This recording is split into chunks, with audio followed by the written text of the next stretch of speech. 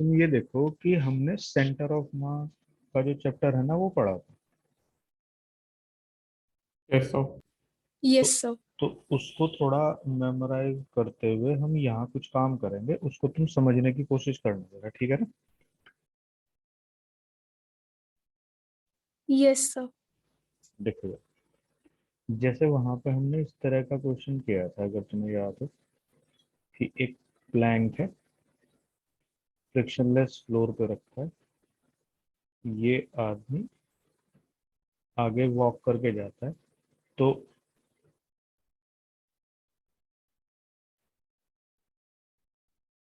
Being on frictionless floor ये थोड़ा सा पीछे चला जाता है। ये कुछ याद है क्या तुम लोगों को? यस सर, यस याद सर। है। उसमें हम लोग सेंटर ऑफ मास को उसी जगह रखने के लिए m1 x1 equal to m2 x2 रखते थे, अगर याद हो तो। यस जी सर। सर। इसको अगर हम डिफरेंशिएट कर लें तो ये m1 dx1 by d t equal to m2 dx2 by d t, इस तरह से हम सोच सकते हैं। तो ये कंजर्वेशन ऑफ लीनियर मोमेंटम का भी पार्ट है, अगर तुम समझ पा रहे हो, यस सर। कि जब एक्सटर्नल फोर्स नहीं लगता तो तब सेंटर ऑफ मास उसी जगह रहने के लिए ये वाली सिचुएशन होती है। एग्री हो ना इस बात से?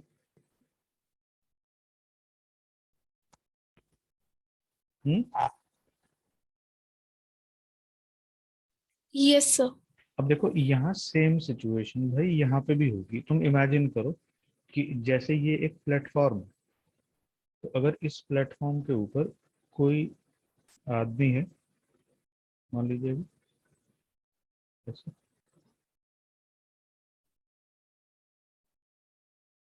तो अगर तुम यहाँ पे देखो कि ये प्लेटफॉर्म पाइवोटेड है यहाँ पे इस एक्सिस के अबाउट, तो ये एक रेफरेंस लाइन है। तो अगर ये आदमी इधर की तरफ वॉक करना शुरू करता है, तो देखो जैसे जैसे ये आगे की तरफ चलेगा तो ये कैसे ट्रेवल करेगा? एंगल ट्रेवल करेगा ये।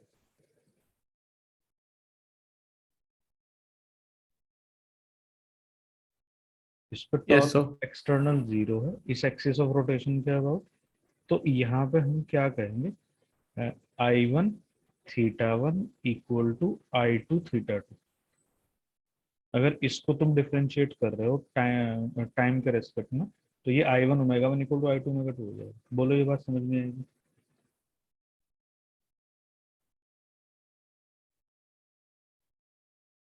हम्म। आ गई सर। मतलब अगर ये थीटा फॉरवर्ड जा रहा है आदमी, तो ये डिस्क है ये 5 बैकवर्ड जाएगी। तो आई मैन इंटू θ-5 लिखेंगे इक्वल टू आई डिस्क या प्लेटफॉर्म इंटू 5 लिखेंगे। ये बताओ, ये बात मैंने जो लिखी है समझ आई या नहीं?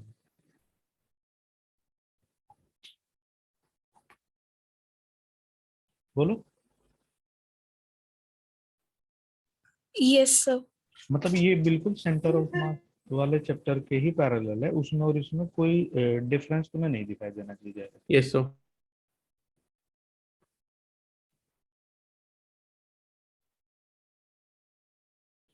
तुम लोगों का टाइम 9:30 कर लेंगे चैप्टर? जी सर। भैया,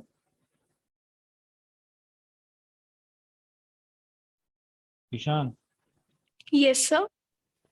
टाइम 9:30 कर दें तुम्हारा सबका?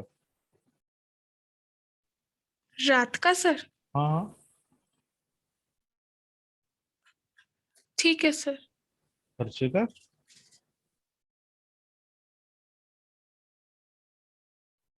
Harshika,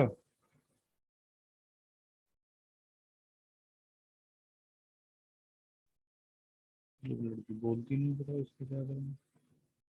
Aditi, yes sir. आज कल से टाइम तुम्हारा 9:30 कर दें? हाँ जी सर। आज जो तेरे फ्रेंड क्यों नहीं है? पता नहीं सर, पूछा नहीं। अच्छा, ठीक। अब तुम देखो जरा, यहाँ पे ना तुम्हें इस तरह की भी सिचुएशन देखने को मिलेगी कि जैसे ये प्लेटफॉर्म है कोई, और इस प्लेटफॉर्म के ऊपर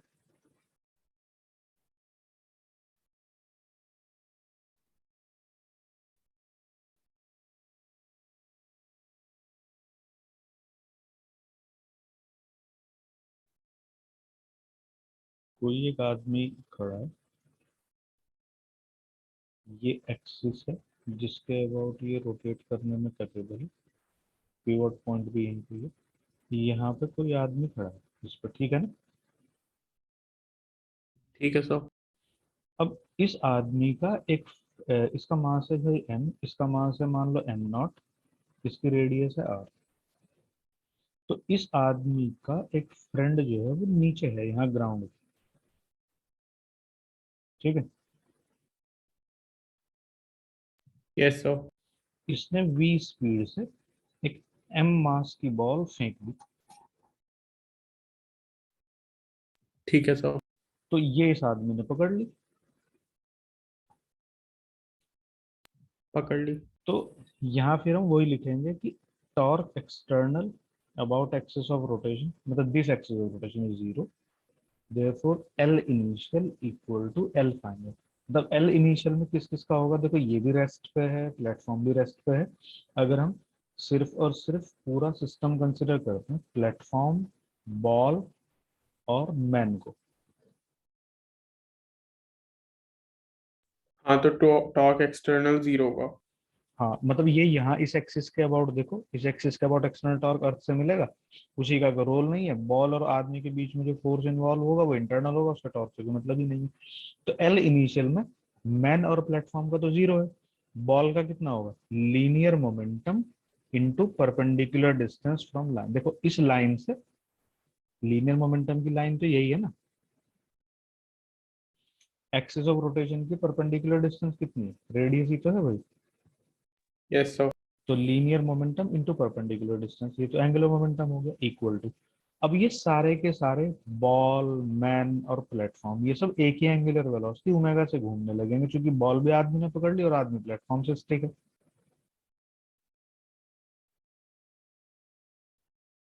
हाँ सर। अब आई सिस्टम क्या होगा, देखो आई सिस्टम जो है वो डिस्क की तरह प्लेटफॉर्म है, तो हाफ एम आर स्क्वायर, आदमी और बॉल एक पॉइंट मास की तरह एक्सिस से आर डिस्टेंस पे है। ये बताओ किसी को समझ नहीं आएगी। आ गया सर। एग्री हो ना सब लोग इससे, हाँ जी सर। किसी को कोई प्रॉब्लम हो तो बता दो भाई।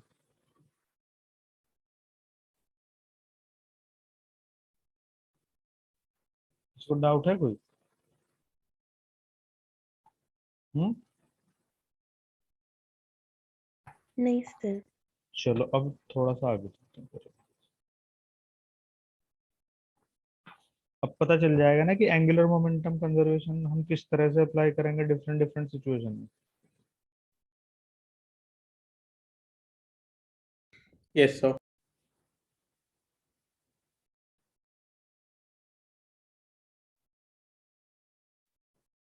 रोटेशनल एनर्जी, अब तुम देखो जरा ध्यान से, अगर मेरे पास कोई एक ऑब्जेक्ट है,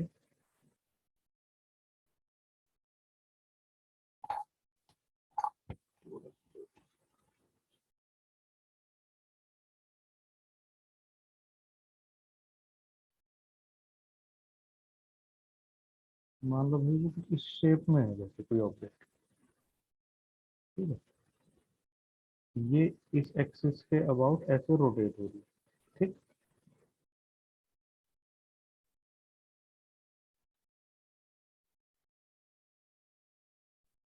मतलब ये एंटी क्लॉकवाइज रोटेट हो सकती है, क्लॉकवाइज, इसकी एंगुलर वेलोसिटी ओमेगा।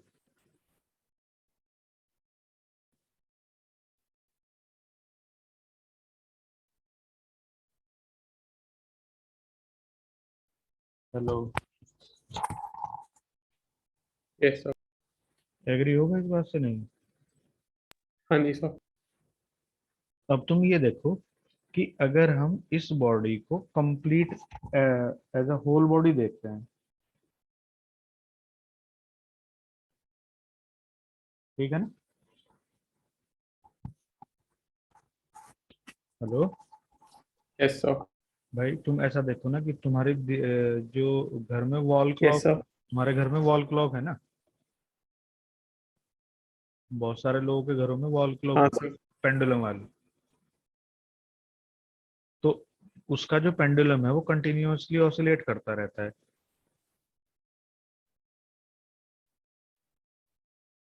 बोलो। Hello. Yes, sir. Yes, sir.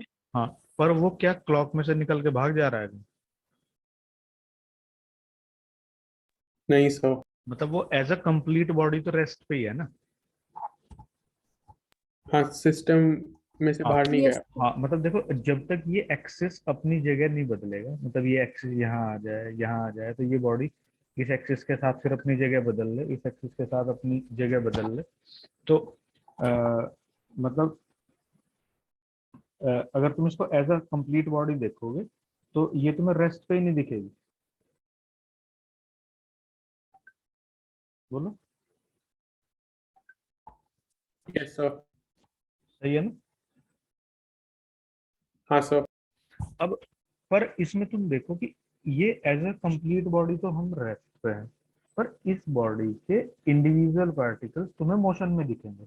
जैसे ये पार्टिकल भी मोशन में है, इधर को जा रहा है, ये पार्टिकल भी इधर की तरफ जा रहा है, ये पार्टिकल भी इधर की तरफ जा रहा है। कंप्लीट बॉडी रेस्ट पे है, तो इसकी काइनेटिक एनर्जी जीरो होनी चाहिए।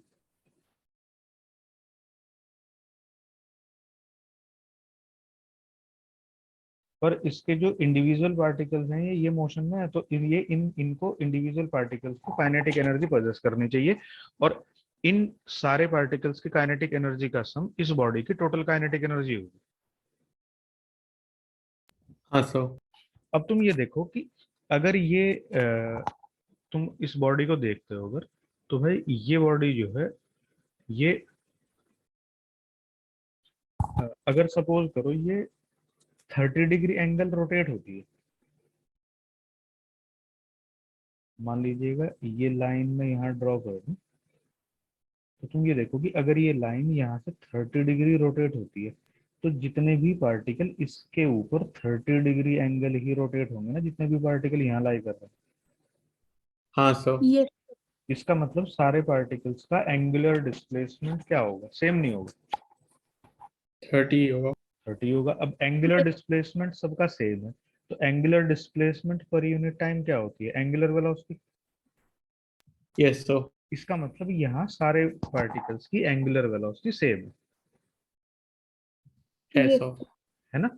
अब तुमने देखा होगा कि अगर हम सर्कल में किसी पार्टिकल को घुमा रहे हैं जिसकी एंगुलर वेलोसिटी ओमेगा है, तो आर डिस्टेंस दूर उस पार्टिकल की translational velocity v equal to are omega होती है। Yes sir. तो इसमें क्या होगा? एक्सिस ऑफ रोटेशन से जो पार्टिकल अलग अलग डिस्टेंसेस पे है, वो सब अलग अलग वेलोसिटी से ट्रेवल कर रहे हैं, and having their angular velocity same. Yes, sir. तो जो टोटल बॉडी की काइनेटिक एनर्जी है वो इन सब पार्टिकल्स की इंडिविजुअल काइनेटिक एनर्जी का सम होगा, और ये पार्टिकल्स जो होंगे they may have equal distance from axis of rotation और different distances from axis of rotation, will have same velocity or may have different velocities but will have same angular velocity.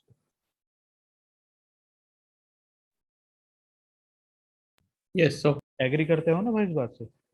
हाँ जी sir. तो इस body की जो total kinetic energy होगी इन सारे particles की kinetic energy का सम होगा।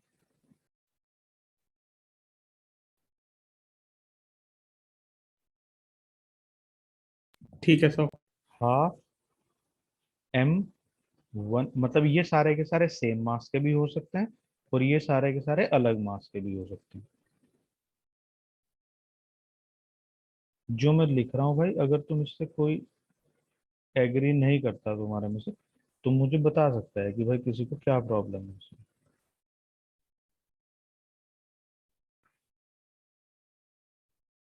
अब तुम देखो v इक्वल टू होती है आर ओमेगा, यस सर।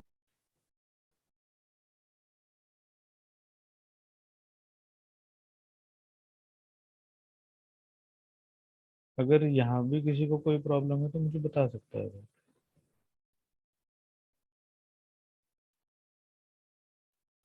सब में ओमेगा क्या है? सही है सर।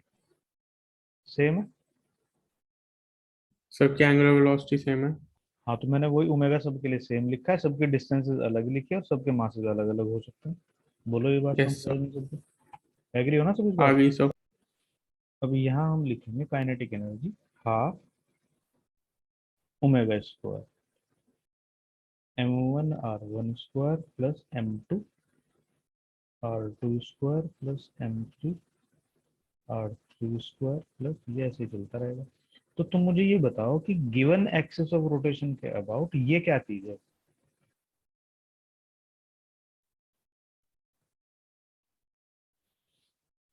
बोलो। मोमेंट ऑफ इनर्शिया है। ये डिस्क्रीट सिस्टम का मोमेंट ऑफ इनर्शिया है ना? Yes sir. तो क्या मैं इसको आई Yes, नहीं sir. लिख, इस बॉडी का इस एक्सिस ऑफ रोटेशन के अबाउट में आई नहीं लिख सकता क्या उनसे? लिख सकते हैं सर। मैं क्या इसको हाफ आई ओमेगा स्क्वायर ना लिख दूं भाई? Yes sir. बोलो क्या प्रॉब्लम है इसमें? कोई प्रॉब्लम नहीं है। तो ट्रांसलेशनल काइनेटिक एनर्जी होती है half v square, rotational kinetic energy में मास का रोल प्ले करने लगेगा moment of inertia, translational velocity का रोल प्ले करने लगेगी एंगुलर वेलोसिटी। तो एम रिप्लेस हो गया आई से, वी रिप्लेस हो गया हाफ ये काइनेटिक एनर्जी है रोटेटिंग बॉडी की, जिसको हम लोग रोटेशनल काइनेटिक एनर्जी भी कहते हैं। बोलो भाई। आ गया सर समझ। समझ आ गया ना ठीक से? Yes sir. अदिति,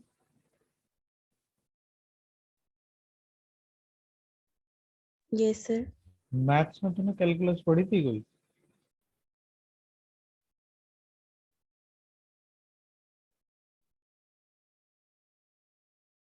हम्म? सर आपकी आवाज बहुत कट के आ रही है। मैं पूछ रहा हूँ कि जब मैं कैलकुलस पढ़ा रहा था मैथ्स में तो तुम प्रेजेंट थी नहीं थी? आपकी आवाज कट के आ रही है सर। तो थी सर। अब ठीक है? हेलो। हाँ जी सर। मैं पूछ रहा हूँ कि जब मैं कैलकुलस पढ़ा रहा था तो तुम प्रेजेंट थी नहीं थी? थी सर मैं। उसका कुछ एडवांटेज मैथ्स में हो रहा है? मेरे पास तो सर बायो है। अच्छा तो बायो वाले लड़के और मैथ्स किस किसके पास है? रिया तेरे पास है? Yes, sir. मैथ्स वाली नहीं है पर मैथ्स वाली है पर कुछ टाइम पे प्रेजेंट नहीं थी। चलो अब ये बताओ भाई, यहाँ तक किसी को कोई डाउट है क्या? हम्म? नहीं सर। नहीं है। अब तुम ये देखो कि जब हम किसी भी बॉडी की मोशन को हम डील करेंगे तो जो रोटेशनल मोशन है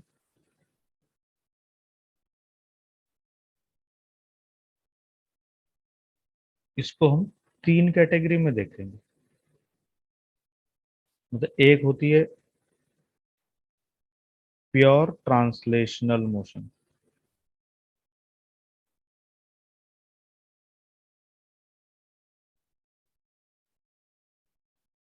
ठीक है ना?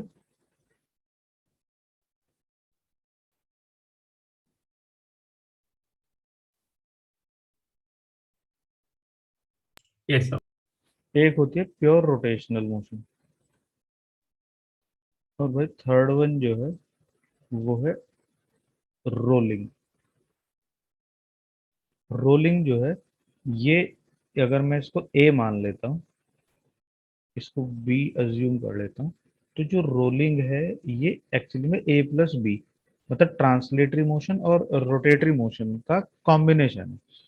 फिर ये हम दो कैटेगरी में डिवाइड करेंगे, प्योर और परफेक्ट रोलिंग, या इसको हम कह सकते हैं रोलिंग विदाउट स्लीपिंग। और दूसरा है ये इम्प्योर रोलिंग।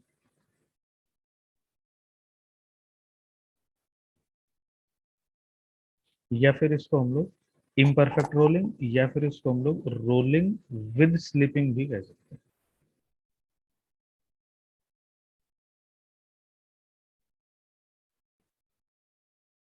ठीक है ना?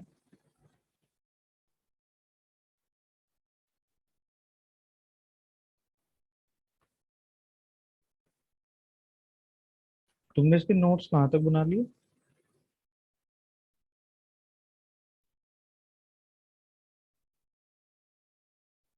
क्यों भाई?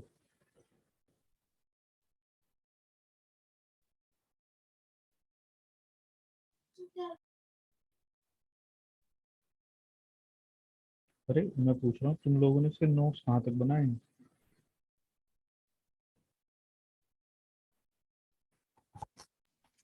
सर टॉक से पहले तक के कंप्लीट हो गए। तुम तो काफी पीछे चल रहे हो, पूरा करो जरा।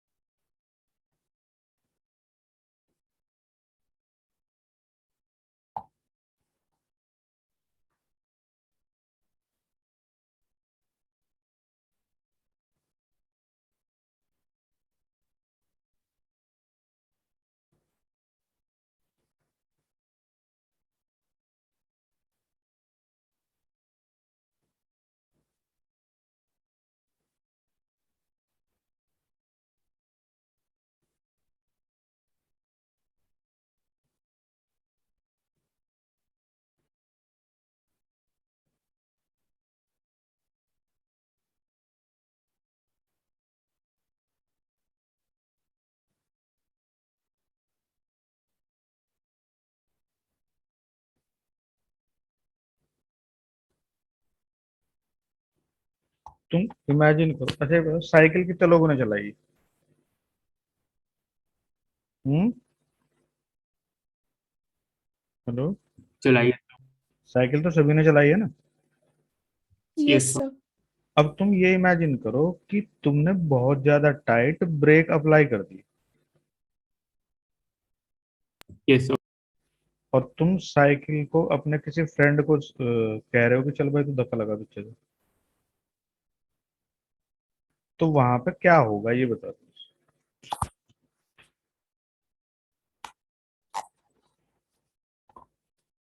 एक बार रिपीट कर दो सर क्वेश्चन। मैंने कहा है कि तुमने साइकिल के बहुत हार्ड ब्रेक्स अप्लाई कर लिए, यस सर। और तुम फिर अपने फ्रेंड को कह रहे हो कि चलो मेरी साइकिल खींचो,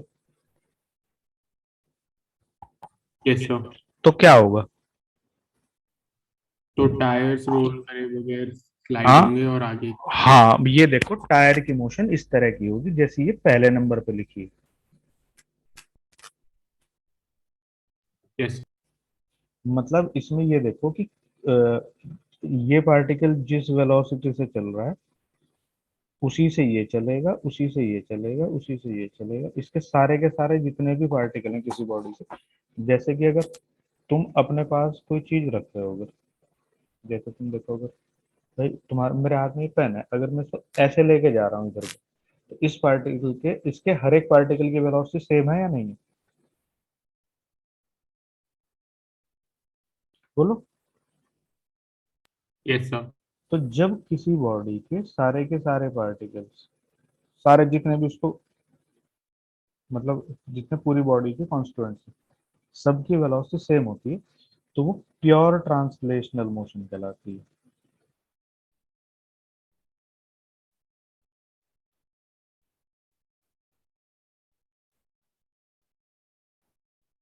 ठीक है? Yes sir. Velocity of all the constituent particles are same। अच्छा, तुमने क्या किया कि साइकिल या अपनी स्कूटी को तुमने स्टैंड पे खड़ा कर लिया, यस सर। और फिर तुमने उसके पीछे वाले पहिए को चलाना शुरू कर दिया, तो देखना किस तरह की मोशन होती है। कि इसका सेंटर ऑफ मास तो रेस्ट पे ही रहता है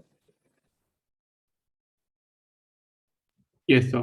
पर पहिया घूमता रहता है। तो अगर ये एंगुलर वेलोसिटी से घूम रहा है तो ये पॉइंट ए है, इसकी वेलोसिटी इधर है वी ए आर ओमेगा, इसकी वेलोसिटी इधर है वी बी, ये पॉइंट सी है, इसकी वेलोसिटी इधर है v C equal to are omega, और इसकी वेलोसिटी ऊपर है v D equal to are omega. अगर तुम इनको एक्सिस के रेस्पेक्ट में मार्क करने की कोशिश करते हो तो इसको तुम एक्स वाई प्लेन मान लेते हो, तो V A equal to are omega I cap, V B equal to minus R omega J cap, V C equal to minus R omega I cap, और V D equal to are omega J cap. बताओ भाई क्या है इसका? आ गया sir समझ। ये समझ आ गया ना तुमको? Yes, sir. अब हम क्या करें इसमें कि भाई अगर हम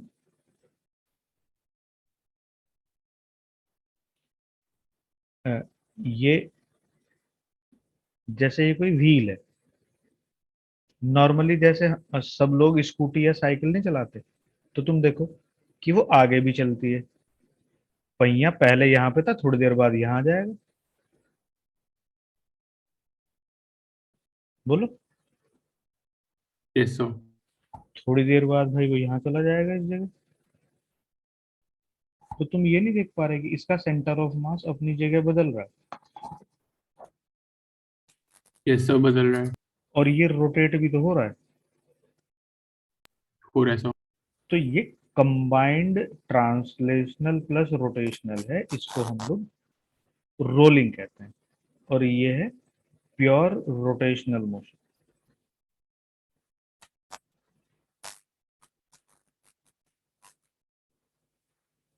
अगर हम ट्रांसलेशनल मोशन और रोटेशनल मोशन को मिक्स कर दें तो रोलिंग बनती है। व्हेन या व्हेन में लिखो, ऐसा लिखो, it is combined, it is combination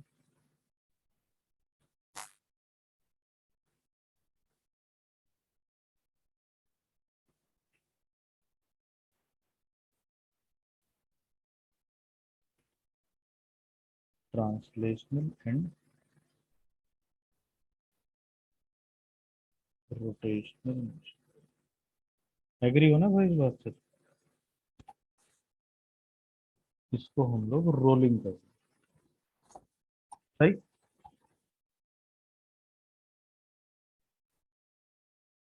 बोलो।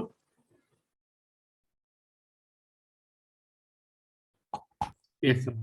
अब हम कल को रोलिंग डिस्कस करेंगे भाई, ये चैप्टर का फाइनल डिस्कशन है, हो सकता है 2 दिन चले ये। तो तुम सबसे पहले तो यहाँ तक अपने कल नोट्स अपडेट कर देना जरा याद से,